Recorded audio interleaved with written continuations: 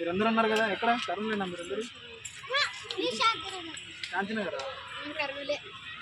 ఇది కాంప్లీట్ ఏంటంటే ధ్యానం ఎలా చేయాలి స్కూల్లో కూడా నేర్పిస్తున్నారు తెలుసా మీకు? ధ్యానం చేస్తే ఏమొస్తుంది? చదువు బాగా వస్తుంది. చదువుతో పాటు బలంగా తయారవుతాం, ఆరోగ్యంగా ఉంటాం. ఇప్పుడు ఆంజనేయ స్వామి కానీ శివుడు కానీ ఎలా ఉంటారు? స్ట్రాంగ్గా ఉంటారు కదా. ఎందుకు స్ట్రాంగ్గా ఉంటారు వాళ్ళు? వాళ్ళు ధ్యానం చేస్తారు, ధ్యానం చేస్తారు. ధ్యానం చేయటం వల్ల మనము అంత శక్తివంతంగా తయారవుతాం, చదువు వస్తుంది, శరీరం కూడా బుద్ధితో పాటు శరీర ఇది కూడా పెరుగుతుంది కదా.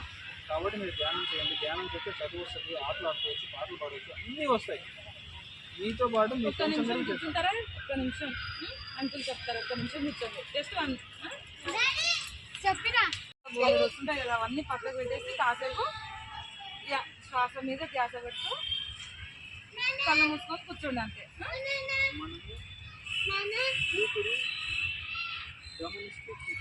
ఊపిరి అంటే ముక్కులోంచి తీసుకునే గాలి చాలా జాగ్రత్తగా గమనించి కళ్ళు మూసుకొని కూర్చోండి. ఎలా అయితే గాలి వెళ్తుంది, లోపలికి ఎలా వెళ్తుంది, బయటికి ఎలా వస్తుంది, దాన్ని గమనిస్తూ కూర్చోవడం ధ్యానం.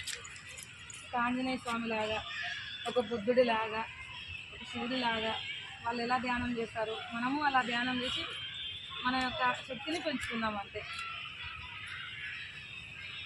అప్పుడు మన మెమరీ పవర్ అనేది బాగా వచ్చి మనకు చదువు బాగా వస్తుంది. కూర్చోవాలి. చేసే పని ఏంటో ధ్యానంలో కూర్చున్నప్పుడు శ్వాసను గమనిస్తూ కూర్చోవడం మన పని. ఇలా రోజు